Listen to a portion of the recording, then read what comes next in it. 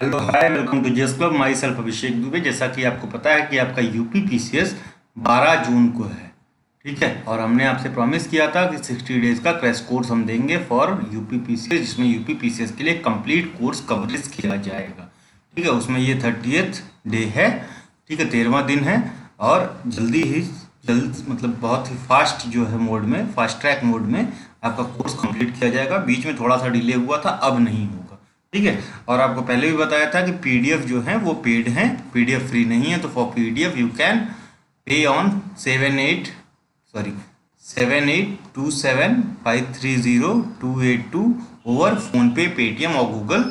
Then after paying you can WhatsApp on the same number, transaction ID, and will provide you the PDFs of total 60 days programs in which current affairs and GS will be included.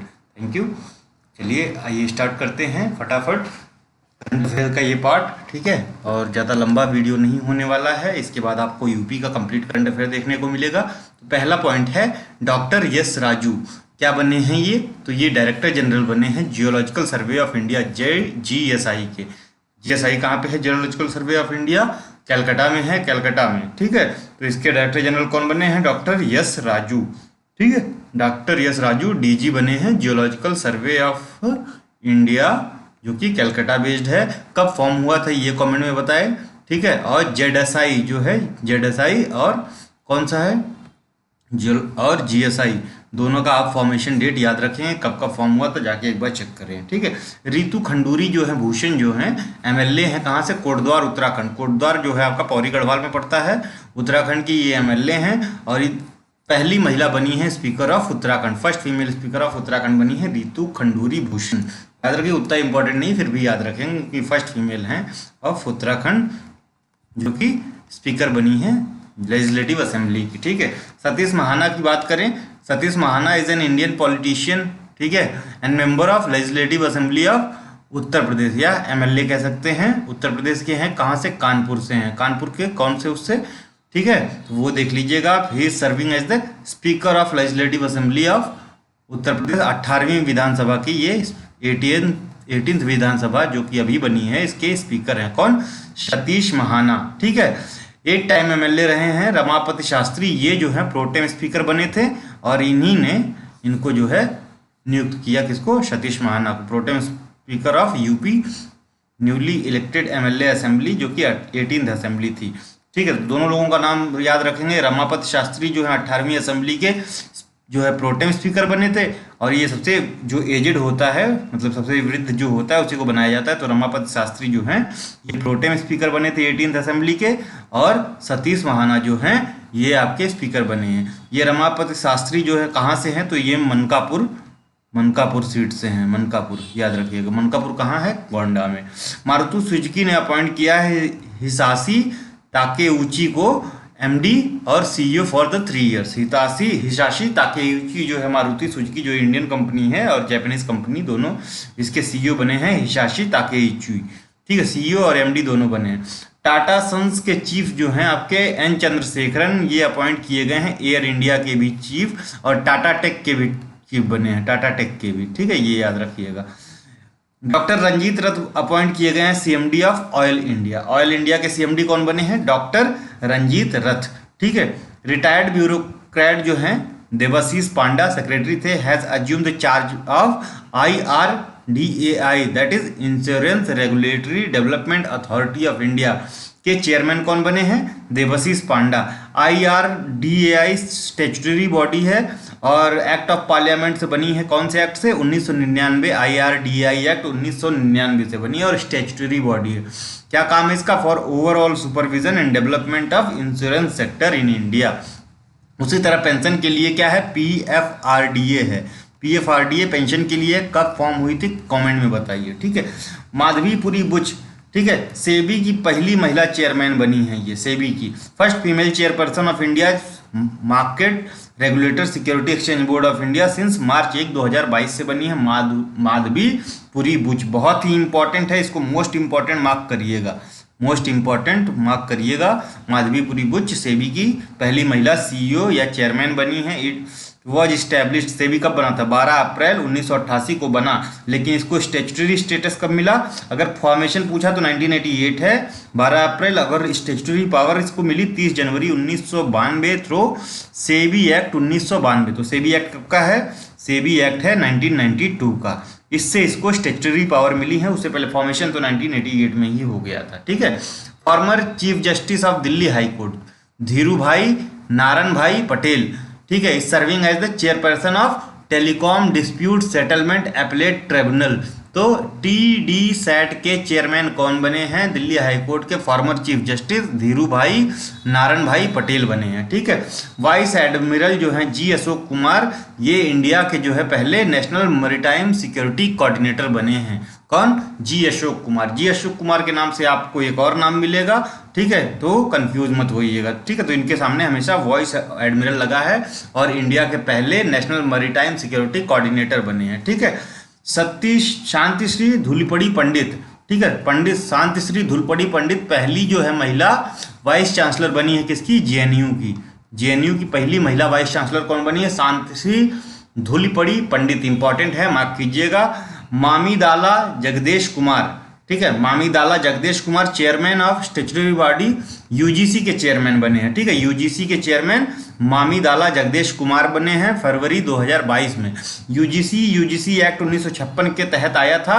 किसके प्रयासों के तहत आया था? मौलाना अबुल कलाम आजाद के, अबुल कलाम आजाद। ठीक है, याद रखिएगा। Ravi Mittal former secretary department of sport के थे, ये अपॉइंट किए गए हैं chairman insolvency and bankruptcy board of India के। Insolvency and bankruptcy board of India कब आया, ये कमेंट में बताइए।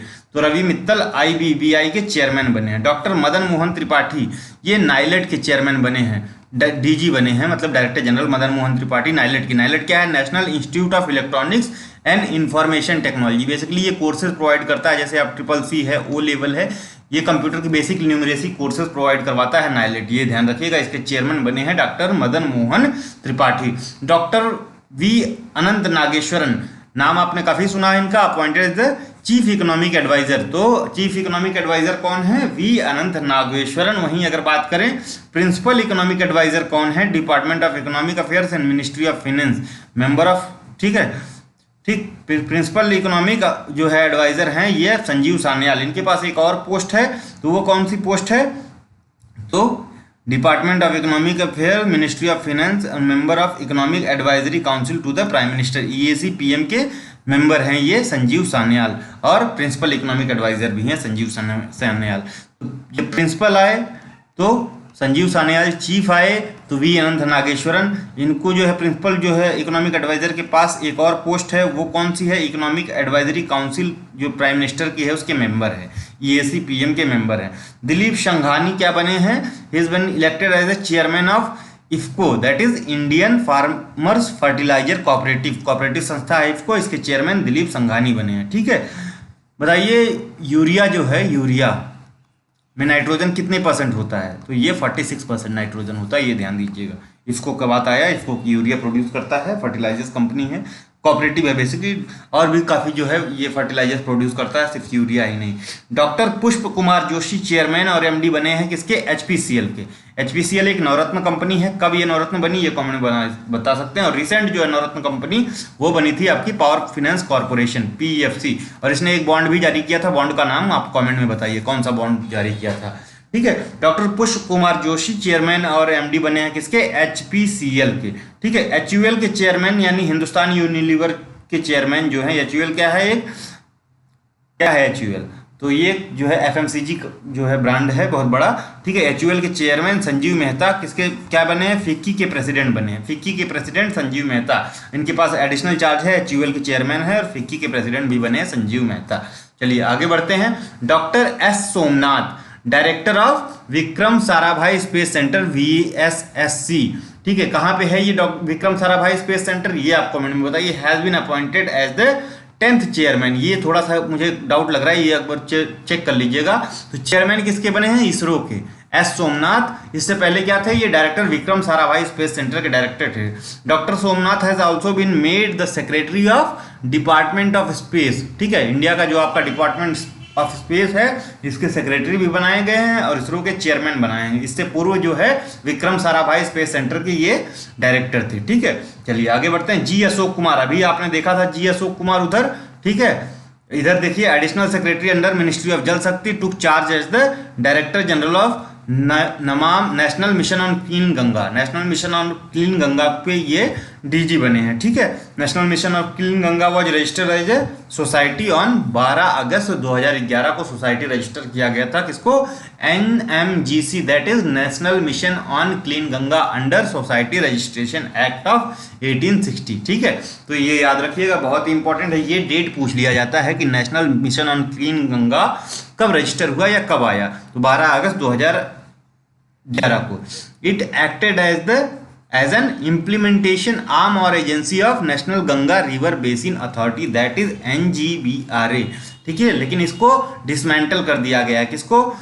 NGBRA को, which was constituted under provision of EPA, that is environmental protection act of 1986। ठीक है, NGBRA has since been dissolve with effect from 7 October 2016। ठीक है, 7 अक्टूबर 2016 को ये डिसॉल्व कर दी गई है। कौन? NGBRA। Consequent to constitution of national council for rejuvenation protection and management of river Ganga. इसके बनने के बाद जो है क्या NGBRA का कार्य खत्म हो गया, क्योंकि उसी के referred as national Ganga council भी इसको कहते हैं। इसके बनने के बाद जो है 2016 में नेशनल गंगा काउंसिल आई, इससे आपको ये पता चलता है। ठीक है, तो NGBRA खत्म कर दिया गया। Namami Gange program is an integrated conservation mission है। किसका कंजर्वेशन करना है? गंगा का या नदियों का। ठीक है, बेसिकली गंगा को ही फोकस किया जा रहा है, गंगा के आसपास के शहरों का।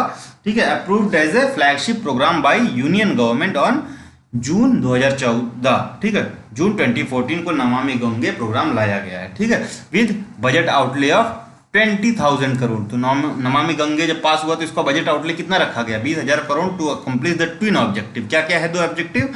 Of effective abatement of pollution को अबेट करना, और कंजर्वेशन और regeneration of national river Ganga. ठीक है, इसको रीजुनेट करना है, यानी जैसे शुरू में थी स्वच्छ वैसा ही करना है। VS पठानिया जो है 24वें और करंट डायरेक्टर जनरल बने हैं इंडियन कोस्ट गार्ड के। ठीक है, इंपॉर्टेंट है। VS Pathania 24th and current director general बने हैं इंडियन कोस्ट गार्ड के। अगर विनय कुमार त्रिपाठी की बात करें तो ये चेयरमैन और CEO किसके बने हैं? रेलवे बोर्ड के। रेलवे बोर्ड के चेयरमैन और CEO कौन है? विनय कुमार त्रिपाठी। चलिए, आजकल जो है अपॉइंटमेंट्स काफी पूछे जा रहे हैं, तो बात करते हैं अलका उपाध्याय की। अलका उपाध्याय क्या बनी है? NHAI, that is national highway authority of India की चेयरपर्सन बनी है। ठीक है, ये क्या है? एक autonomous agency of government of India. कब सेट की गई? 1995 में। एक्ट कौन सा था? 1988। ठीक है, सेट हुई ये, मतलब जो NHAI जब आया आपका अस्तित्व में 1995 में थ्रू एक्ट ऑफ 1988। ठीक है, अलका मित्तल जो है ONGC की डायरेक्टर या चेयरमैन और MD बनी है। ठीक है, अलका उपाध्याय और अलका मित्तल दोनों इंपॉर्टेंट हैं, और अलका मित्तल जो है ये फर्स्ट वुमेन जो है MD और चेयरमैन है किसकी? ONGC की। ठीक है, ONGC की। ठीक, चलिए, शीलवर्धन सिंह एक IPS ऑफिसर हैं और 29वें डायरेक्टर जनरल है किसके? CISF, that is central industrial security force. Was farmer special director of intelligence bureau from Bihar cadre हैं ये, तो बिहार वालों के लिए इंपॉर्टेंट है शीलवर्धन सिंह। एडमिरल राधाकृष्ण हरि कुमार या R हरि कुमार, ठीक है, ये 25वें जो हैं चीफ ऑफ नवल स्टाफ बने हैं, बस ये याद रखिएगा। R हरि कुमार या Radhakrishna Hari Kumar 25th chief of Naval staff बने हैं। Former chairman of CBDT, that is central board of direct taxes. ठीक है, प्रमोद चंद्र मोदी ये लॉन्गेस्ट सर्विंग थे। ठीक है, was appointed as a new secretary general of Rajya Sabha. ठीक है, तो Pramod Modi secretary general of Rajya Sabha बने हैं। किसको रिप्लेस किया है? तो PPK रामचार्यलू को रिप्लेस किया है। ठीक है, प्रमोद चंद्र मोदी सेक्रेटरी जनरल किसके बने हैं? राज्यसभा के। ये फॉर्मर चेयरमैन किसके थे? CBDT के। ठीक है, अब बात करते हैं संगीता सिंह, ये क्या बनी है? CBDT की चेयरपर्सन बनी है संगीता सिंह। चेयरपर्सन किसकी बनी है? CBDT, that is central board of direct taxes. ठीक है, 2 मई 2022 को। विवेक जौहरी करंट चेयरमैन है central board of indirect taxes and custom के, विवेक जौहरी। ठीक है, तो दोनों नाम इंपॉर्टेंट है, याद रखिएगा, बेसिकली तीनों इंपॉर्टेंट है। अशोक भूषण फॉर्मर जज of supreme court of India थे और करंट चेयरपर्सन बने हैं national company appellate tribunal, that is NCLAT, for 4 years until the, मतलब 4 साल के लिए एनक्लेट के बनते हैं और 5 साल के लिए NCLT के बनते हैं, ये ध्यान रखिएगा। और जो मैक्सिमम एज होती है वो 70 ईयर होती है, ठीक है। चलिए, तो अशोक भूषण किसके जो है चेयरपर्सन बने हैं, ठीक है। करंट चेयरपर्सन किसके, एनक्लेड के, that is national company appellate tribunal, ठीक है। National company law appellate tribunal है बेसिकली, ठीक है। तो इसके चेयरमैन अशोक भूषण बने हैं। कब बने हैं, तो ये बने हैं मार्च 14 अभी रिसेंटली बने हैं, ठीक है। और इसके पहले चेयरमैन एनक्लेड के कौन थे, तो जस्टिस SJ मुखोपाध्याय थे, और रिटायर कब हुए, 14 मार्च 2020 को, ठीक है। तो ये दूसरे हैं शायद अशोक भूषण, ठीक है, देख लीजिएगा आप एक बार। तो ये 14 मार्च 2020 को SJ मुखोपाध्याय रिटायर हुए हैं और अशोक भूषण बने हैं, ठीक है। रामलिंगम सुधाकर, ठीक है, ये NCLT that is national company law tribunal के चेयरमैन बने हैं 5 साल के लिए या 67 साल, ठीक है। NCLT और एनक्लेड दोनों में क्या समानताएं हैं आगे देखेंगे। NCLT और एनक्लेड वेर एस्टेब्लिश्ड ऑन 1 जून 2016, ठीक है। 1 जून 2016 को एस्टेब्लिश किया गया अंडर कंपनीज एक्ट ऑफ 2013, ठीक है। कंपनीज एक्ट ऑफ 2013 NCLT और एनक्लेड दोनों 1 जून 2016 को एस्टेब्लिश किया गया कंपनीज एक्ट 2013 के तहत। एनक्लेड क्या है, NCLT और एनक्लेड क्वाशी जुडिशियल बॉडीज हैं in India that educate issue relating to Indian companies. तो इंडियन कंपनी का कोई भी डिस्प्यूटेड मैटर होता है उनको ये देखती हैं। NCLT is the educating authority for the insolvency resolution process of companies and limited liability partnership that is LLP under the Insolvency and Bankruptcy Code of 2016, ठीक है। All proceedings under the Company Act including proceeding related to arbitration, compromise, arrangements, reconstruction and winding up of the company shall be disposed by NCLT, और किसी court को नहीं दिया जा सकता है, ठीक है, सिर्फ NCLT ही डील करेगा। लेकिन अगर कोई जो है डील मतलब यहाँ पे कोई संतुष्ट नहीं है NCLT से, तो ये अपीलेट ट्राइब्यूनल दैट इज एनक्लेड इस पे अपील कर सकता है। ये अपीलेट ट्राइब्यूनल है एनक्लेड, ठीक है। तो बेसिक जो प्राइमरी ट्राइब्यूनल है वो NCLT है और एनक्लेड जो है ये अपीलेट ट्राइब्यूनल है। अपने अपीलेट ट्राइब्यूनल से सीधे कोई कहाँ जा सकता है, तो सुप्रीम कोर्ट जा सकता है, ये ध्यान रखिएगा, ठीक है। तो ये इनका वो फॉर्मेशन है। तो डिसीजन ऑफ NCLT में भी अप्लाइड टू अपील टू एनक्लेड, और एनक्लेड से भी नहीं संतुष्ट हुआ तो सुप्रीम कोर्ट, ठीक है। चलिए, कमोडोर अमित रस्तोगी ये रिटायर्ड है, इज द न्यू चेयरमैन, और MD किसके बने हैं, national research development corporation that is NRDC। NRDC कब फॉर्म हुई थी, बहुत ही पुरानी संस्था, ये कमेंट में बताइए, ठीक है। 1919 के आसपास फॉर्म हुई थी NRDC, ठीक है। तो अमित रस्तोगी इसके नए चेयरमैन और MD बने हैं। क्या काम है इसका, ये कमेंट में आप बता सकते हैं। Former information and broadcasting and higher education secretary जो कि अमित खरे थे, has been appointed as an adviser to the prime minister.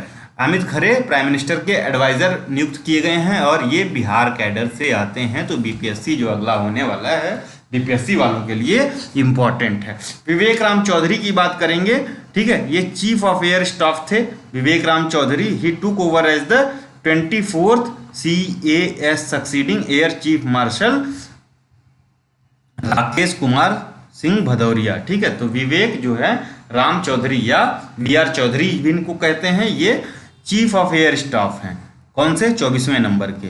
और चीफ ऑफ नवल स्टाफ कौन है, नवल स्टाफ कौन है, तो R हरि कुमार हैं, ये 25वें नंबर के हैं, ठीक है, ये ध्यान दीजिएगा। Vivek Ram Chaudhari chief of air staff हैं। इन्होंने किसको सक्सीड किया है, किसका स्थान लिया है, तो राकेश कुमार सिंह भदौरिया या RK भदौरिया का। कब लिया, 30 सितंबर 2021 को। तो ये सारा इंपॉर्टेंट है। R हरि कुमार नवल के कौन से हैं, chief of Naval staff R Hari Kumar, ठीक है, ये 25वें नंबर के हैं, ठीक है। और एयर के कौन है, चीफ ऑफ एयर स्टाफ कौन है, तो VR चौधरी हैं, ये 24वें नंबर के हैं, ठीक है। ये बताइए कि आर्मी का नया कौन बना है, आर्मी के भी चेंज हो गए हैं, मनोज मुकुंद नरवाने नहीं रहे हैं, तो मनोज पांडे शायद बने हैं, ठीक है, मनोज पांडे। और कौन से नंबर के हैं, तो ये कमेंट में बताइए, ठीक है। चलिए, भूपेंद्र भाई रजनीकांत भाई पटेल या सिंपली भूपेंद्र पटेल, ये 17वें चीफ मिनिस्टर बने हैं, कहाँ के, गुजरात के।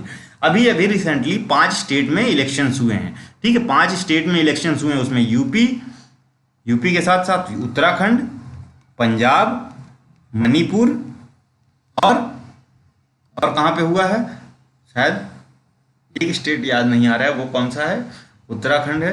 तो यूपी में बीजेपी की सरकार, यूके में बीजेपी की सरकार, पंजाब में आम आदमी पार्टी की सरकार, मणिपुर में बीजेपी की सरकार, और गोवा है क्या शायद, तो गोवा में भी बीजेपी की सरकार है। ठीक है, तो 4 स्टेट में बीजेपी की सरकार बनी है। कौन कौन कहाँ कहाँ चीफ मिनिस्टर बना है ये बताइए।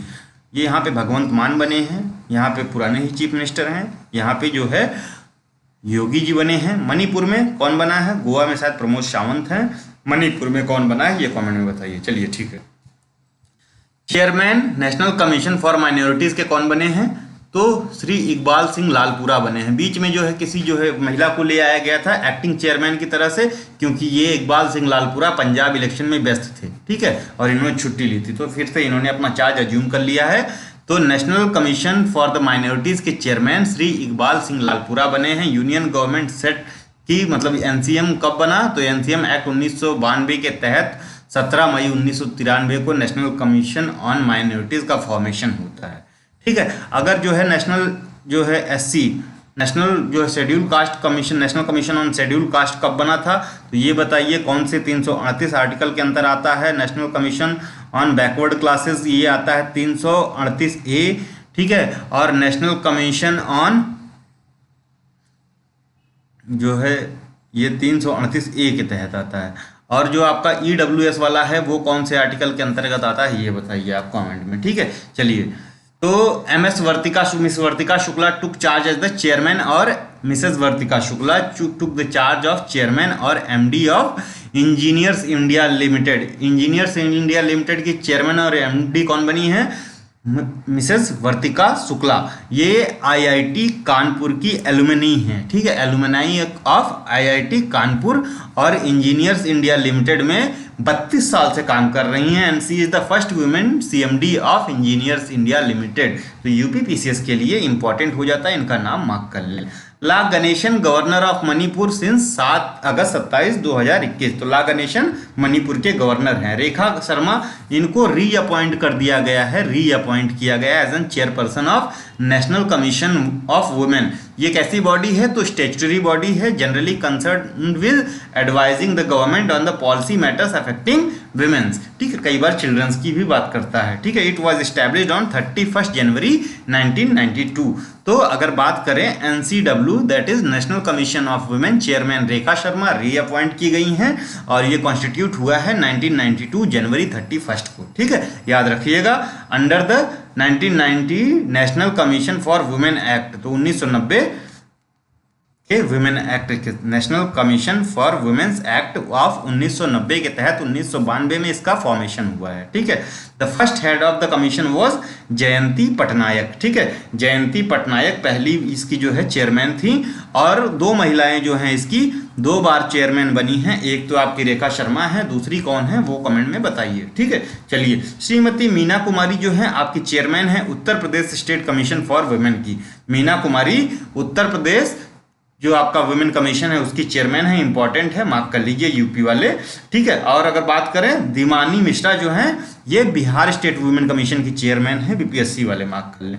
बासवराज सुपन्ना बोमई, ठीक है, या Basavaraj Bommai is an engineer who is the current and 23rd chief minister of Karnataka.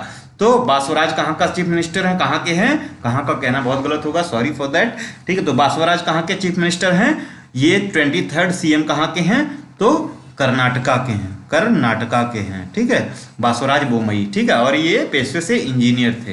ठीक है, नुत्थलपत्ती वेंकट रमन्ना या सीधे वेंकट रमन्ना जो कि आपके 48th नंबर याद रखिएगा, क्योंकि बिहार वाले अभी आपके एग्जाम में जो है 46 जो है नंबर के आपके जो बाइडन हैं कौन से नंबर के अमेरिका के प्रेसिडेंट हैं ये पूछा गया था। ठीक है, तो आपके वेंकट रमन्ना या नुत्थलपट्टी वेंकट रमन्ना 48th और current chief justice of India है। ठीक है, नंबर याद रखिएगा खास खास चीज़ों का, जैसे आपका कैग का नंबर याद रख लें। ठीक है, चीफ इलेक्शन कमिश्नर का नंबर याद रख लें। ठीक है, जो है आपका सीजीआई का नंबर याद रख लें, ठीक है। ऐसे कुछ जो है यूपी के चीफ मिनिस्टर का नंबर याद रखें, यूपी पीसीएस वाले, ठीक है। गवर्नर का नंबर याद रखें, प्रेसिडेंट का नंबर याद रखें, ठीक है। तो ये कुछ ज़्यादा इंपॉर्टेंट है। प्रीवियसली ही वॉज जज of supreme court of India, chief justice of Delhi high court भी रह चुके हैं और acting chief justice Andhra Pradesh high court के भी रह चुके हैं, एनवी रमन्ना, ठीक है। चलिए आगे बढ़ते हैं, ठीक है। RBI governor Shashikant Das inaugurated it's innovation hub इन बेंगलुरु, ठीक है। तो आरबीआई गवर्नर शशिकांत दास ने इसका जो है आरबीआई का इनोवेशन हब कहाँ पे इनॉग्रेट किया है, तो बेंगलुरु में किया है। कब? 24 मार्च 2022 का। तो with former Infosys chief minister Kris Gopalan इसके चेयरमैन बनाए गए हैं, क्रिस गोपालन चेयरमैन बनाए गए हैं, ठीक है। तो reserve bank of innovation hub, ठीक है, ये सब्सिडरी बनाया गया है किसका? आरबीआई का, और ये 5th सब्सिडरी ऑफ आरबीआई है। कौन से नंबर की? 5वें नंबर की सब्सिडरी है आरबीआई की। रिजर्व बैंक इनोवेशन हब कहाँ पे है? तो ये है बेंगलुरु में, ठीक है। बेंगलुरु में इसके सीईओ और चेयरमैन दोनों अलग अलग लोग हैं। तो सीईओ कौन है? तो सीईओ हैं इसके राजेश बंसल, ठीक है। राजेश बंसल जो है इसके, राजेश बंसल इसके सीईओ हैं, और क्रिस गोपालन जो कि इन्फोसिस के चेयरमैन या चीफ हैं इसके, क्रिस गोपालन चेयरमैन है इसके, ठीक है, याद रखिएगा। और सीएफओ या बोले तो सीपीओ चीफ पार्टनरशिप जो ऑफिसर हैं इसकी अदिति नामदेव हैं, ठीक है, of RBI. It is a wholly owned subsidiary of RBI. कहाँ पे है ये याद रखिएगा, डेट भी याद रखिएगा, सीईओ खासकर राजेश बंसल और क्रिस गोपालन का नाम, चेयरमैन का नाम याद रखेंगे, ठीक है। RBI has been set up, reserve bank innovation hub has been set up as a section 8 company under companies act of 2023, ठीक है। विद द इनिशियल कैपिटल कितना है इसका? तो 100 करोड़ का है, to encourage financial innovation through institutional setup. तो किस लिए सेट किया गया? कि फाइनेंशियल इनोवेशन को इंप्रूव या बूस्ट करने के लिए, ठीक है। चलिए, इनोवेशन हब ही नाम ही है इसका, तो उससे आप जान सकते हैं। तो एक बार एक नज़र डाल लेते हैं आरबीआई की सब्सिडरीज पे कौन कौन सी हैं, ठीक है। तो there are 5 fully owned subsidiaries of RBI. पहले जो हैं, जो 6 पहले से थी, ठीक है, उसमें से 2 को कैंसिल कर दिया गया, तो 4 बची, प्लस 1 अभी ऐड हुआ, तो 5 हो गई हैं टोटल, ठीक है, ठीक। तो there are 5 fully owned subsidiaries of RBI, और एक एसोसिएट कंपनी है, ठीक है। तो वेयर एसोसिएट कंपनी क्या होती है? तो associate company is that company where parent company holds 20 to 50% of the stake, यानी उसकी आरबीआई के पास जो 20 to 50% स्टेक है, एक जो वैसी कंपनी एसोसिएट कंपनी, ठीक है। देखते हैं fully owned subsidiaries of RBI कौन कौन सी हैं। तो deposit insurance and credit guarantee corporation of India, that is DICGC, कब स्टैब्लिश हुई? तो 15 जुलाई 1978 को स्टैब्लिश हुई, हेडक्वार्टर मुंबई में है, ठीक है। भारतीय रिजर्व बैंक एंड नोट मुद्रण प्राइवेट लिमिटेड स्टैब्लिश हुई 3 फरवरी 1995 को, और इसका हेडक्वार्टर बेंगलुरु में, इंपॉर्टेंट है। तो ये DI जो है CGC का काम क्या है? तो जैसे जो है आरबीआई किसी को लोन देता है, मतलब किसी बैंक को जो है लोन दिया, उन्होंने उसको बोला कि आप जो है प्रायोरिटी सेक्टर लैंडिंग में PSL में लोन दें, तो उसकी गारंटी कौन लेता है? ये DICGC लेता है, ठीक है। ये याद रखिएगा कि बैंक ने बोला कि ये जो PSL में अगर आप इतना लोन बंटवा रहे हो, तो अगर ये NPA हो गया तो इसकी रिकवरी कौन करेगा? तो ये गारंटी देते हैं, deposit insurance and credit guarantee corporation of India, ठीक है। आरबीआई की सब्सिडरी है, 1978 में स्टैब्लिश हुई, हेडक्वार्टर मुंबई में है, ठीक है। भारतीय रिजर्व बैंक नोट मुद्रण प्राइवेट लिमिटेड, ये 3 फरवरी 1995 को स्टैब्लिश किया जाता है, और इसका हेडक्वार्टर बेंगलुरु में है। कंपनी मैनेजेस 2 प्रेसेस, ठीक है। तो ये जो आपका भारतीय रिजर्व बैंक नोट मुद्रण प्राइवेट लिमिटेड है, इसके पास 2 प्रेस हैं जहाँ पे नोट छपती है। तो एक मैसूर में है, ठीक है। मैसूर कहाँ पे पड़ता है? कर्नाटका। और एक साल्बोनी में है, साल्बोनी कहाँ पड़ता है? वेस्ट बंगाल में, ठीक है। Apart from this RBI has 2 more printing presses both owned by government of India, ठीक है। एक तो नासिक में है, तो आरबीआई के पास 2 ही है, लेकिन 2 और प्रिंटिंग प्रेसेस हैं, लेकिन वो ऑन कौन करता है? तो वो गवर्नमेंट ऑफ इंडिया ऑन करती है। एक नासिक महाराष्ट्र में है, दूसरा देवास MP में है, ठीक है। Coins are minted in 4 mints owned by government of India. तो जो कॉइन मिंट किए जाते हैं ये आरबीआई ऑन नहीं करता है, ठीक है। ये गवर्नमेंट ऑफ इंडिया मिंट ही करती है, आरबीआई मिंट भी नहीं करता है, ठीक है। गवर्नमेंट ऑफ इंडिया, तो ये कहाँ कहाँ पे है? तो मुंबई में है, हैदराबाद, कलकत्ता और नोएडा। नोएडा वाला मिंटिंग प्रेस आप याद रखेंगे, यहाँ पे कॉइन मिंट होता है, ठीक है। यूपी PCS वाले याद रखेंगे। तो मुंबई, हैदराबाद, मुंबई, हैदराबाद और कहाँ कहाँ पे, कलकत्ता में और नोएडा में। तो ये कॉइन मिंटिंग का है, ठीक है, याद रखिएगा। चलिए आगे बढ़ते हैं। ठीक, नोएडा। तो भारतीय रिजर्व बैंक नोट मुद्रण प्राइवेट लिमिटेड ने अभी अभी सेट किया है 2022 में ही इंक मैन्युफैक्चरिंग यूनिट, जिसका नाम रखा है इन्होंने वर्निका। कहाँ पे किया है? तो मैसूरू कर्नाटका में किया है मार्च 2022 में। ये करंट की न्यूज है, याद रखिएगा, ये सबसे ज्यादा इंपॉर्टेंट है। तो पूछेगा वर्निका क्या है? तो Varnika is an ink manufacturing unit of RBI, ठीक है, आरबीआई, ठीक है। चलिए आगे चलते हैं। Reserve bank information technology private limited, ये तीसरी सब्सिडरी है, reserve bank information technology private limited, ठीक है, 2016 में बनाया गया। तो ये delivers and manages IT project, जो इंफॉर्मेशन टेक्नोलॉजी से रिलेटेड प्रोजेक्ट होते हैं आरबीआई की, ये मैनेज करता है, ठीक है। Reserve bank information technology private limited 2016 में होता है, मुंबई में हेडक्वार्टर है। Indian financial technology and allied services, Indian financial technology and allied services, that is IFTAS, 2016 में ये भी मुंबई में हेडक्वार्टर है। तो रिजर्व बैंक इंफॉर्मेशन टेक्नोलॉजी और फाइनेंशियल टेक्नोलॉजी नाम जब आए तो ये दोनों 2016 में दोनों की हेडक्वार्टर कहाँ पे है? तो हेडक्वार्टर है मुंबई में। और बात करें रिजर्व बैंक इनोवेशन हब 2022 में, हेडक्वार्टर बेंगलुरु में, कृष गोपालन चेयरमैन, राजेश बंसल इसके CEO, ठीक है, याद रखिएगा। चलिए, एसोसिएट कंपनी जो आरबीआई की एक है वो national centre for financial education है, NCFE। इसका हेडक्वार्टर कहाँ है, कब स्टैब्लिश हुई, ये आप कमेंट में बताइए। और NHB और नाबार्ड, ठीक है, ये दोनों भी आरबीआई के सब्सिडरीज थे, लेकिन 2019 में गवर्नमेंट ने इसका पूरा स्टॉक या स्टेक खरीद लिया। NHB and NABARD were subsidiaries of RBI till 2019। RBI excited the NHB and the NABARD by selling its entire stake to the government of India and making them fully government owned company now, ठीक है। तो NHB और national housing bank और NABARD, that is agriculture वाला जो bank है नाबार्ड, ये दोनों जो हैं, ये नाबार्ड कब स्टैब्लिश हुआ ये कमेंट में बताइए। अब ये गवर्नमेंट ऑफ इंडिया के फुली ऑन्ड कंपनी है, 2019 से पहले ये आरबीआई की सब्सिडरीज थी, ये याद रखिएगा, इंपॉर्टेंट है। Arun Kumar Mishra is the current chairperson of national human right commission of India, that is NHRC।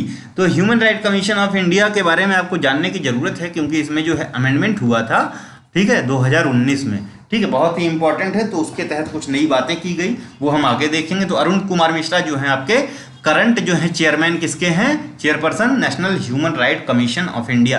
तो पहले 2019 से पहले जो है ना, वो सुप्रीम कोर्ट का चीफ जस्टिस होना जरूरी था चेयरपर्सन NHRC का बनने के लिए, लेकिन अमेंडमेंट जो है 2019 वाले अमेंडमेंट ने ये बाध्यता हटा दी, ठीक है, और कहा कि सुप्रीम कोर्ट का कोई भी जस्टिस इसका जो है चेयरमैन बन सकता है, ठीक है, ये बाध्यता हटा दी गई। और एज भी रिलैक्स कर दी गई थी, तो एज जो है 3 साल कर दी गई थी 5 साल से, ठीक है, आगे देखेंगे वो सारी चीजें, ठीक है। ही इज द फॉर्मर जज of supreme court of India, देख रहे हैं ये चीफ जस्टिस नहीं थे अरुण कुमार मिश्रा, ठीक है, फिर भी इनको चेयरमैन बनाया गया है, ठीक है। इज द फॉर्मर जज of supreme court of India, he is a former chief justice of Calcutta high court and Rajasthan high court. तो चीफ जस्टिस कौन कौन से हाई कोर्ट के रहे हैं? तो कलकत्ता और राजस्थान और सुप्रीम कोर्ट के जज थे, ठीक है, ये याद रखिएगा। अरुण कुमार मिश्रा और NHRC के करंट चेयरमैन हैं। NHRC of India is a statutory public body constituted on 12 October 1993। तो NHRC that is national human right commission कब 1993 में कॉन्स्टिट्यूट की जाती है, 12 अक्टूबर 1993 को, under the protection of human right ordinance of 28 सितंबर 1993। तो पहले ये ऑर्डिनेंस लाया गया, ठीक है, फिर 1993 में ही, ठीक है, ये स्टैट्यूटरी स्टेटस दिया जाता है protection of human right act 1993 PHRA, ठीक है, पहले ऑर्डिनेंस फिर एक्ट, ठीक, 1993 का ही एक्ट है, ये ध्यान दीजिएगा, ठीक है, उसी साल एक्ट भी पास कर दिया गया है। तो कब आया ये? 1993 में आया, याद रखिएगा, इंपॉर्टेंट है। एक्ट भी 1993 का, बॉडी भी 1993 की और ऑर्डिनेंस भी 1993 का, ठीक है। चलिए आगे बढ़ते हैं। Human right amendment act 2019 which amend the protection of human right act 1993, ठीक है, क्या क्या किया? अंडर द पेरेंट एक्ट, जो 1993 वाला एक्ट था, इसमें कहा गया the chairperson of NHRC is a person who has been chief justice of supreme court, ठीक है। The amendment act provide that the person who has been chief justice of supreme court और जज of supreme court will be the chairperson of NHRC, ठीक है। तो या तो supreme court का चीफ जस्टिस हो या सुप्रीम कोर्ट का जस्टिस हो, ठीक है, वो एनएचआरसी का चेयरमैन बन सकता है। लेकिन हाई कोर्ट का चाहे वो चीफ जस्टिस हो चाहे जस्टिस हो, एनएचआरसी का चेयरमैन नहीं बन सकता है। हाई कोर्ट का जो चीफ जस्टिस और जस्टिस, तो वही सेम चीज की गई है जो आपका HSR state human right commission जो है, उसमें पहले क्या था कि हाई कोर्ट का चीफ जस्टिस होना जरूरी था, अब बोल दिया गया कि हाई कोर्ट का जस्टिस या चीफ जस्टिस कोई भी बन सकता है, ठीक है, तो यही बाध्यता है, ठीक है। चलिए आगे बढ़ते हैं। The parent act provide for 2 persons having knowledge of human right to be appointed as a member of NHRC, ठीक, तो जो 1993 वाला एक्ट है ये कहता है कि 2 persons ऐसे होने चाहिए जिनके पास नॉलेज हो ह्यूमन राइट्स का, उनको जो है मेंबर अपॉइंट किया जाएगा। लेकिन जो आपका 2019 वाला अमेंडमेंट है, इन्होंने इसको 3 कर दिया, ठीक है, और उसमें से कहा कि एक तो महिला होनी चाहिए, एक महिला होनी चाहिए, at least one should be women, ठीक है। Under the parent act of 1993 the chairperson of various commission such as national commission of scheduled caste, national commission of scheduled tribe, national commission of women, ठीक है, are member of NHRC. The amendment act, ठीक है, तो 3 बोला, national commission schedule caste, schedule tribe और women, ठीक है, are the member of NHRC. ये कौन कहता है? तो 1993 वाला एक्ट कहता है, ठीक है। तो 2019 वाला जो आपका एक्ट है, अमेंडमेंट एक्ट है, ये प्रोवाइड करता है for including the chairperson of national commission for the backward classes, national commission of backward classes कब आया, कौन से आर्टिकल के अंदर, ये बताइए, ठीक है, ठीक है। National commission of protection of child right और chief commissioner of person with disability and member, इनको भी जो है मेंबर बनाया जाए, ठीक है, और इसको विस्तार कर दिया गया, ठीक। चलिए, तो ये 3 चीजें याद रखिएगा जरूर, ठीक है। तो पहले कौन कौन था? तो शेड्यूल ट्राइब, वुमेन और शेड्यूल कास्ट, बस इसी के लोग मेंबर बन सकते थे, ठीक है। तो ये तीनों को याद रखेंगे तो आप एलिमिनेट अच्छे से कर पाएंगे, ठीक है। यूपीएससी भी देने जाएंगे तो अच्छा होगा। आप चेयरपर्सन ऑफ एचआरसी जो है स्टेट ह्यूमन राइट कमीशन की बात कर देंगे, तो under the parent act of 1993 the chairperson of state human right commission is a person who has been chief justice of high court, ठीक है। तो अमेंडमेंट वाला जो 2019 का, इसने क्या किया, that the person who has been chief justice of high court और ही जज ऑफ हाई कोर्ट, ठीक है, he can be chairman of state human right commission. Term of office, the parent act state that the chairperson and member of NHRC और HSRC will hold office for 5 years, लेकिन ये जो और 70 year जो भी पहले आए, लेकिन अमेंडमेंट में ये कर दिया कि 3 साल और 70 साल, ठीक है। Further the amendment act allows for the reappointment of member of NHRC और HSRC for the period of 5 years, ठीक है। तो मतलब 3 साल उधर, 2 साल के लिए फिर और रीअपॉइंट किया जा सकता है, ठीक है। जैसे 3 साल पहले बिता लें, फिर 2 साल के लिए और रीअपॉइंटमेंट किया जा सकता है, लेकिन 5 साल से ज़्यादा नहीं होता, ये कहता है आपका जो अमेंडमेंट एक्ट है। It remove the 5 year limit of reappointment, ठीक है, कि 1 साल में जो 5 साल पहले वाले में जो 5 साल के लिए एक बार रीअपॉइंट किया जाता था, उसको हटा दिया है, ठीक है। मतलब अभी भी 5 साल के लिए ही जो है होगा, तो एक पहली जो है मतलब एक बार में 3 साल के लिए और दूसरी बार में 2 साल के लिए, पहली बार 2 साल कर लो, दूसरी बार 3 साल कर लो, ऐसा है। चलिए ठीक है। यूनियन टेरिटरीज के लिए क्या प्रोविजन किया गया है? तो 2019 का जो अमेंडमेंट एक्ट है, provided that the central government may confer state human right commission function being discharged by union territory, ठीक है। तो मतलब राइट्स फंक्शन, तो यूनियन टेरिटरी जो है का, यूनियन टेरिटरी में जो काम कर सकता है ह्यूमन राइट्स के लिए, वो स्टेट ह्यूमन राइट्स कमीशन कर सकता है। लेकिन इसमें एक जो है चेंज किया गया, कहा गया कि दिल्ली के लिए जो है देखेगा कौन, नेशनल ह्यूमन राइट कमीशन देखेगा, बाकी 2 है यूटीज को state human right commission concern देख सकते हैं। जैसे आप देखते हैं कि हाई कोर्ट है अलग अलग स्टेट का, ठीक है, यूटीज के साथ, बम्बई हाई कोर्ट का, बम्बई उस तरह से जो आपका, जैसे Calcutta high court Andaman and Nicobar वाला जो है, उस तरह से। तो Uttar Pradesh एचएसआरसी state human right commission 4 अप्रैल 1996 को स्टैब्लिश हुआ। नेशनल ह्यूमन राइट कमीशन 1993 और उत्तर प्रदेश 3 साल बाद 1996, ठीक है, ये याद रखिएगा, ठीक है। However the commission was formally constituted इन 2002, ठीक है, तो 2002 में फाइनली कॉन्स्टिट्यूट किया जाता है। 1996 से 2000 काफी दिन लग गया, ठीक है।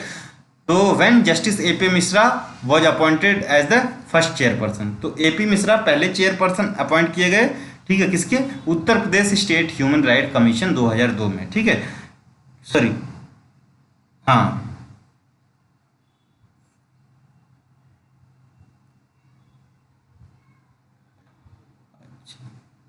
और फर्स्ट एनएचआरसी के कौन चेयरपर्सन थे? Uttar Pradesh human right commission के पहले चेयरमैन जस्टिस एपी मिश्रा थे। तो ये SHRC that is state human right commission of UP के फर्स्ट चेयरमैन थे एपी मिश्रा, ठीक है, एपी मिश्रा, ठीक है, कब? 2002 में, ठीक है। अगर 1993 में बोले नेशनल ह्यूमन राइट कमीशन के पहले चेयरमैन कौन थे, ये इंपॉर्टेंट है, तो ये रंगनाथ मिश्रा थे, रंगनाथ मिश्रा, ठीक है, इंपॉर्टेंट है। उत्तर प्रदेश में भी मिश्रा, नेशनल भी मिश्रा, ठीक। चलिए ये ध्यान रखिएगा, कब? 12 अक्टूबर 1993 से 24 नवंबर 1996। और यूपी के जो है करंट जो है ह्यूमन राइट कमिश्नर कौन है? ये बालाकृष्ण नारायण है। यूपी के जो है, यूपी के करंट जो हैं, जो ह्यूमन राइट कमिश्नर हैं, ह्यूमन राइट कमिश्नर वो हैं बालाकृष्ण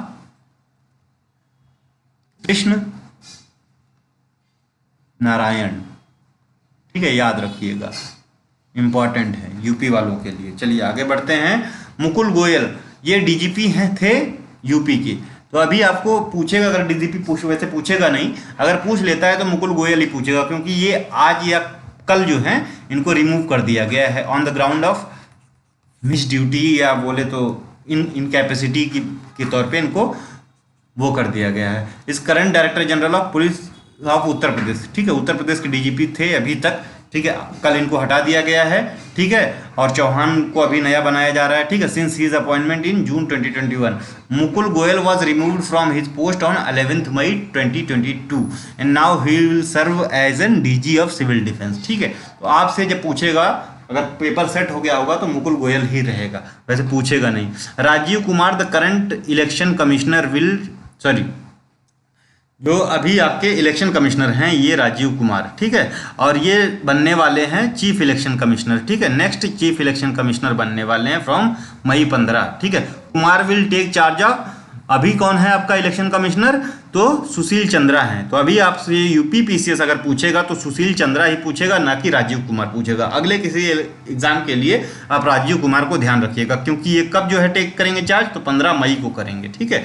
ये सबसे वरिष्ठ हैं Rajiv Kumar.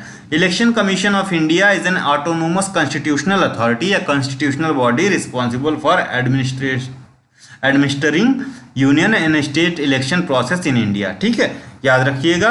It was established in accordance with the constitution on 25 January 1950। तो 25 जनवरी को क्या मनाया जाता है? तो नेशनल वोटर्स डे मनाया जाता है, ठीक है।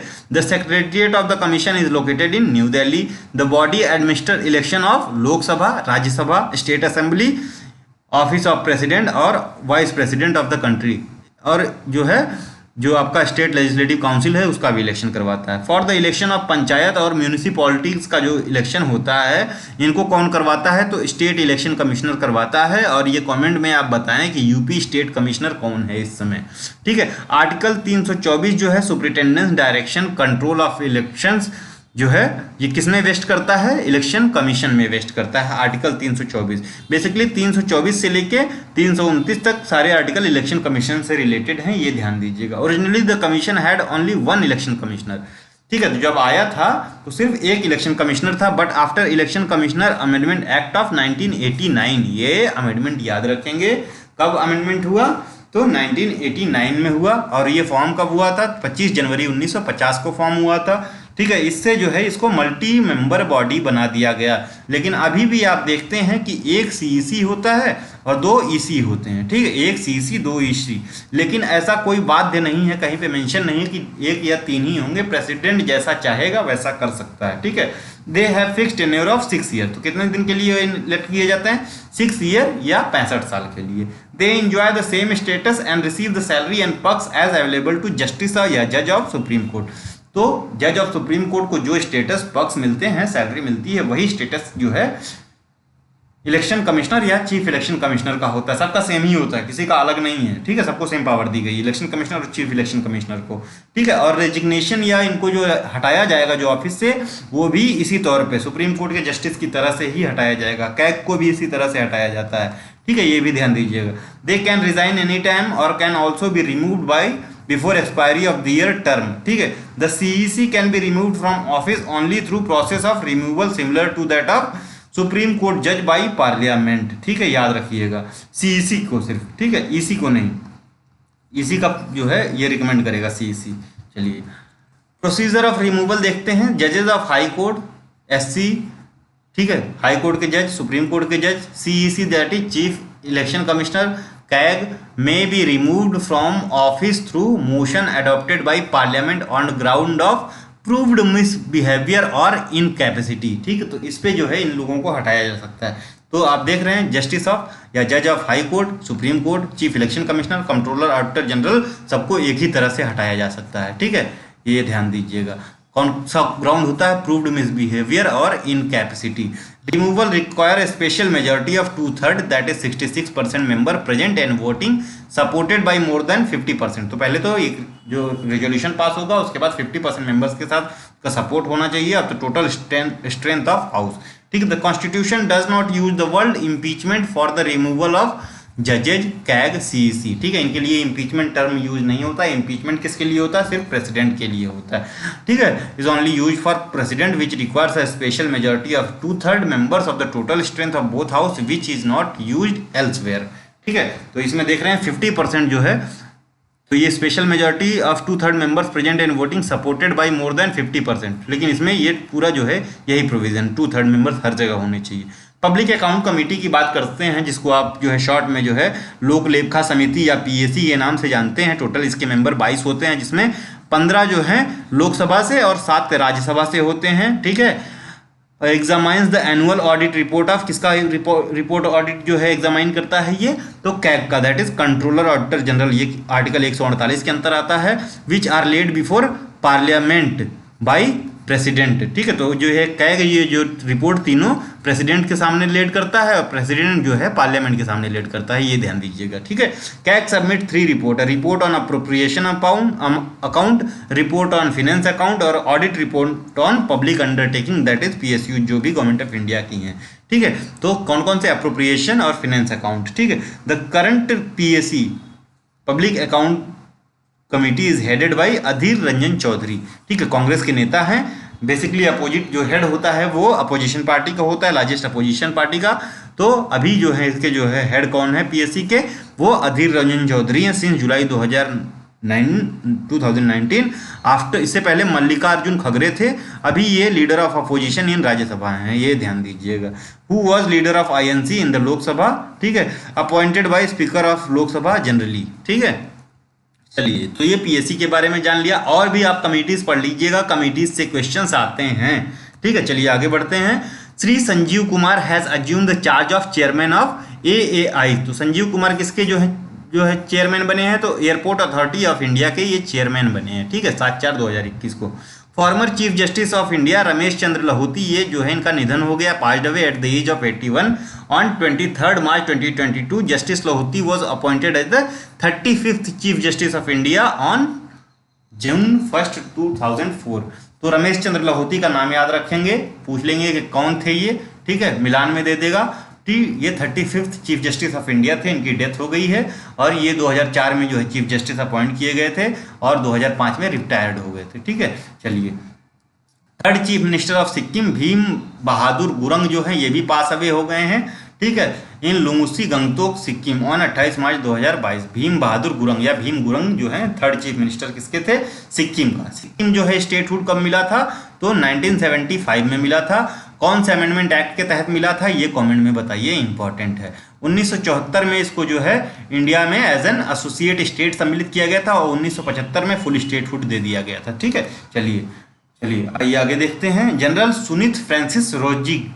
ठीक है, general Sunith Francis Rodrigues chief army staff. ठीक है, तो इंडिया के चीफ ऑफ आर्मी स्टाफ थे from July 1, 1990 to 1993। He was 26th governor of Punjab also and 30th administrator of Chandigarh. ठीक है, तो ये चीफ ऑफ आर्मी स्टाफ थे 1990 से 93 के में। 26वें गवर्नर थे पंजाब के और 13वें एडमिनिस्ट्रेटर चंडीगढ़ यूटी के थे। 88 उम्र की जो है अवस्था में पंजिम गोवा में इनका निधन 4 मार्च 2022 को हुआ। ठीक है, तो इनका नाम फ्रांसिस रोड्रिग्स था, general Sunith Francis Rodrigues. Assam के 102 साल के ओल्ड गांधीयन जो कि शकुंतला चौधरी हैं, विमेन हैं इसलिए नाम इंपॉर्टेंट है। असम की 102 साल की वृद्ध जो है गांधीयन शकुंतला चौधरी पास्ड अवे हो गई हैं। ठीक है, इनको जो है पद्मश्री मिला था 2022 में। ठीक है, 2022 का पद्मश्री दिया गया है पॉस्थुमसली। ठीक है, याद रखिएगा, इसलिए इंपॉर्टेंट है। चलिए, तो शकुंतला चौधरी कहाँ से हैं? असम से हैं और गांधीयन थी। ठीक है, सिंगर कंपोजर बप्पी लहरी, ये भी जो है डिस्को डांस के जो है बादशाह से। ठीक है, इनका अभी निधन हो गया है। राहुल बजाज, बजाज जो है ग्रुप के चेयरमैन थे, 96 ईयर की उम्र में इनका भी निधन हो गया है। चलिए आगे देखते हैं। लता मंगेशकर, इनका जन्म जो है, इनका बचपन का नाम हेमा मंगेशकर था, 1929 में इनका जन्म हुआ था और 6 फरवरी 2022 को इनका निधन हो गया है। इनको टाइटल कौन कौन सा मिला था? Queen of melody, Nightingale of India, voice of millennium. ठीक है, इंपॉर्टेंट क्यों है कि लता मंगेशकर का निधन हुआ और जो है उत्तराखंड पीसीएस, उसके बाद आरपीएससी, सब ने इन पे क्वेश्चन पूछा है अभी रिसेंटली। ठीक है, तो यूपी में भी चांसेस बनते हैं। तो इनका जो है पुराना ओल्ड जो शुरू का नाम हेमा मंगेशकर, 1929 28 सितंबर को इनका जन्म हुआ था, 6 फरवरी 2022 को निधन हुआ। Queen of melody, Nightingale of India और वॉइस ऑफ द मिलेनियम जो है इनको टाइटल मिला था। ठीक है, अवार्ड कौन कौन से मिले हैं? तो 1989 में दादा साहब फाल्के अवार्ड मिला है, 2001 में भारत रत्न मिला, is the only and second female singer. ठीक है, she is the only and the second female, only तो गलत है, she is the second female singer after MS Subbulakshmi to receive Bharat Ratna in singing. ठीक है, तो भारत रत्न मिला था 2001 में और यही क्वेश्चन पूछा था उत्तराखंड पीसीएस अभी जो रिसेंटली अप्रैल में हुआ है। ठीक है, फ्रांस ने कन्फर किया था इन पे हाईएस्ट सिविलियन अवार्ड जिसका नाम है national order of the legion of honour 2007 में। किसको? लता मंगेशकर को। 3 national film award, 15 Bengali film journalism award मिला है, 4 lifetime achievement female best female playback award मिला है, 2 फिल्म फेयर स्पेशल अवार्ड मिले हैं और 1 फिल्म फेयर अचीवमेंट अवार्ड मिला है। ठीक है, इनको मतलब ये वाले इतने इंपॉर्टेंट नहीं है, ये दोनों याद रखेंगे। 1974 में she was one of the first Indian playback singer to perform Royal Albert Hall in London UK, तो 1974 में, ये इंपॉर्टेंट है। Her last recorded song was Saugandh Mujhe Is Mitti Ki, release on 30 March 2019, a tribute to the Indian army and the nation. ठीक है, सौगंध मुझे इस मिट्टी की। चलिए, इब्राहिम सुतार पॉलीगॉट थे, यानी बहुत सी लैंग्वेजेज आती थी और फोक सिंगर थे, who toured India and spreading the message of Hindu Muslim unity के लिए जाने जाते हैं। इनका निधन हो गया और इनको कर्नाटका कबीर के नाम से भी जाना जाता है। ठीक है, इकबाल खान किंगरा कौन थे? तो इंडियन सोशल स्पिरिचुअल लीडर थे सिख कम्युनिटी के, इनका निधन हो गया। Milena Salvini was the Italian bronze, sorry Milena जो साल्विनी है ये इटली बॉर्न जो है, इटली की बॉर्न फ्रेंच एक्सपोनेंट टीचर थी, किसकी? क्लासिकल डांस, किसकी? कथकली की। ठीक, कथकली कहाँ का है? तो केरला का है। ठीक है, केरला का क्लासिकल डांस है कथकली, इसकी ये जो है एक्सपोनेंट थी। 2019 में इन्हें इंडिया का 4th हाईएस्ट सिविलियन अवार्ड दिया गया था, that is Padma Shri for performing Kathakali. ठीक है, 25 जनवरी 2022 को पेरिस फ्रांस में इनका निधन हो गया। इनकी पुत्री हैं इसाबेला एना। ठीक है, इनका नाम क्यों लिया जा रहा है? तो इसाबेला एना जो है ये कथक की फेमस एक्सपोनेंट हैं, कथक की। कथक कहाँ का है? यूपी का। ठीक है, ये कथक की फेमस एक्सपोनेंट है। यूपी कहना गलत होगा, नॉर्थ इंडिया, क्योंकि यूपी, राजस्थान, एमपी हर जगह पे ये डांस किया जाता है। ठीक है, 4 इंपॉर्टेंट घराने हैं कथक के, वो कौन कौन से हैं आप कमेंट में बताइए।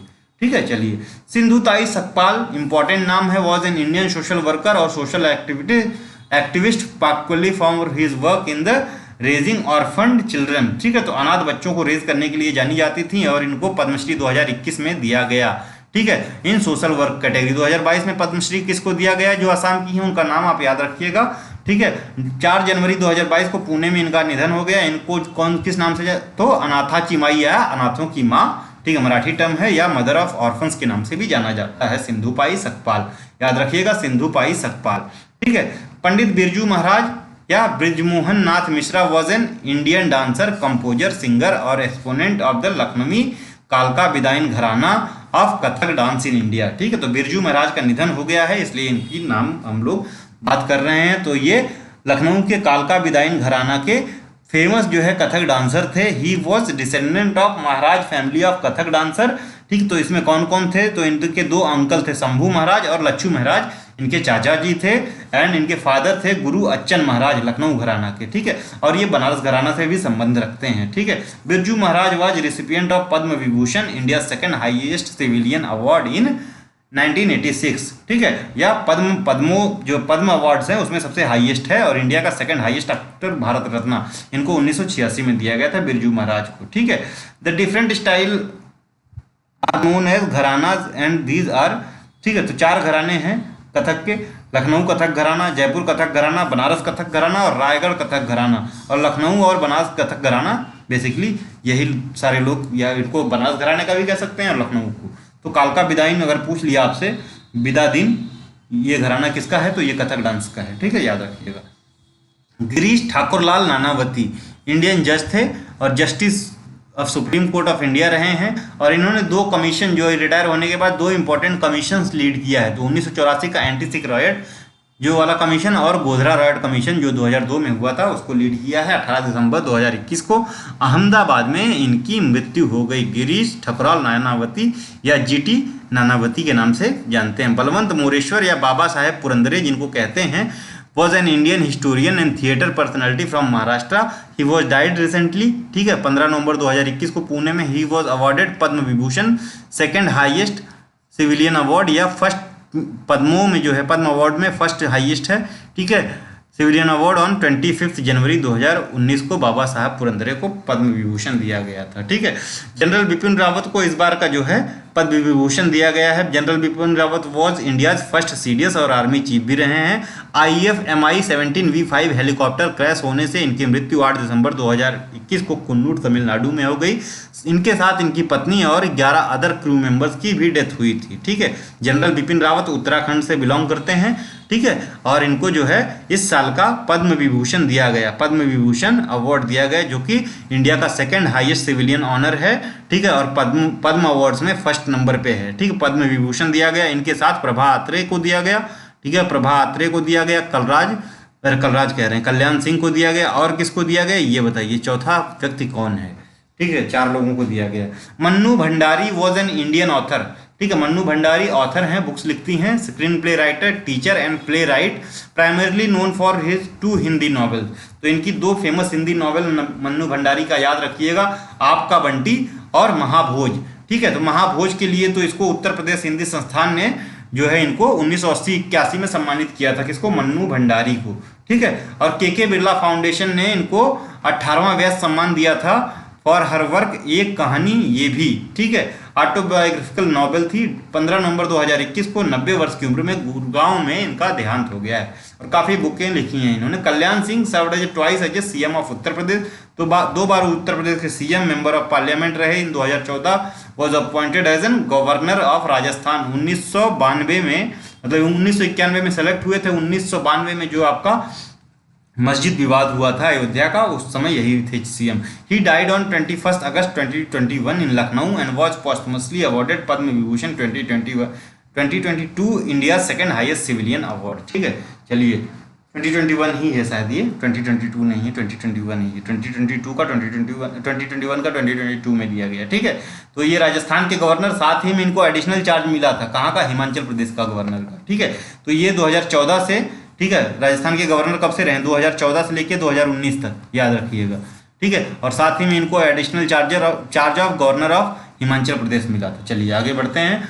दानिश सिद्दीकी काफ़ी फेमस हैं, चीफ फोटोग्राफर ऑफ र्यूटर्स रहे हैं, तो र्यूटर्स ने इनको बहुत से अवार्ड दिए हैं, ठीक है। तो वो अवार्ड आप देख सकते हैं। Based in India and was killed, ठीक है, while covering crisis in Afghanistan. तो अफगानिस्तान में जब क्राइसिस हो रहा था, मतलब पूरा चालू नहीं हुआ था, ठीक है, मतलब जब ये लोग फ्लड किए हैं अफगानिस्तान के प्रेसिडेंट, उससे पहले ही इनको किसने? तालिबानियों ने मार दिया। किसको? दानिश सिद्दीकी को। इनको Pulitzer prize for the feature photography के लिए for covid coverage in India दिया गया है, Pulitzer prize 2022। Along with him और किसको किसको मिला है? अदनान अबीदी, सना इरशाद मत्तू और अमित दावे को भी पुलित्जर प्राइज दिया गया है। डॉक्टर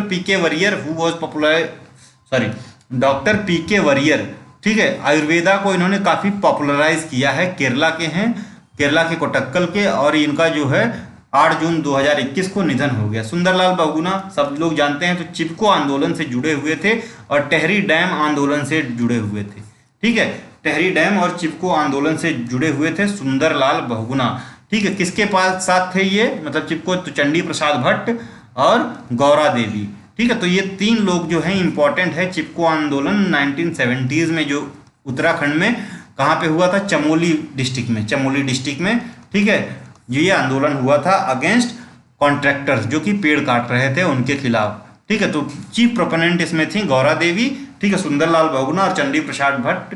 और ये चंडी प्रसाद भट्ट आपका टेहरी डैम मूवमेंट से भी जुड़े हुए थे। ठीक है, इनका जो है निधन जो कहाँ पे हो गया, तो 21 मई 2021 को एम्स ऋषिकेश में हुआ। ठीक है, राजन एंड साजन मिश्रा दोनों भाई थे, जोड़ी थी, डुओ के नाम से जाने जाते थे। राजन साजन मिश्रा ब्रदर्स थे, सिंगर ऑफ ख्याल style of Indian classical music थे, ख्याल स्टाइल में गाते थे। ठीक है, तो इनमें से एक का निधन हो गया, वो कौन है, राजन मिश्रा का निधन हो गया। They were awarded Padma Bhushan इन 2007, संगीत नाटक अकादमी अवार्ड जॉइंटली 1998, गांधर्व नेशनल अवार्ड या गंधर्व नेशनल अवार्ड 1994-1995, नेशनल तानसेन सम्मान 2011-12। ठीक है, तो ये 14 दिसंबर 2012 को इनको ये अवार्ड मिला था। राजन मिश्रा की मृत्यु हो गई 25 अप्रैल 2021 को Saint Stephen hospital New Delhi में ड्यू टू कोविड-19। ठीक है, तो ये जोड़ी टूट गई, अब बचे हैं सिर्फ साजन मिश्रा। ठीक है, Rajan and Sajan Mishra is part of 300 old lineage of khayal singing of Banaras gharana. ठीक है, याद रखिएगा, बनारस में लोगों का जन्म भी हुआ था। ठीक है, बाद में ये दिल्ली के रमेश नगर में आके बस गए थे। ठीक है, और शुरू में एक वाइन शॉप में काम कर रहे थे, वाइन शॉप में। ठीक है, उसके बाद जो है किसी प्रोपोनेंट ने इनको देखा, फिर जो है लेके गए। बाद में इन्होंने 1978 में पहली बार परफॉर्म किया था और काफ़ी फेमस हो गए थे। ठीक है, ध्यान दीजिएगा। ठीक, तो आज के लिए इतना ही। थैंक यू, धन्यवाद। वीडियो अच्छी लगी हुई हो तो please like share and subscribe. आगे वीडियो आपके उत्तर प्रदेश का करंट अफेयर कंप्लीट आने वाला है, उसके बाद और भी करंट अफेयर देखेंगे, जीएस जी के देखेंगे और टेस्ट सीरीज देखेंगे। थैंक यू, धन्यवाद, थैंक्स फॉर वॉचिंग।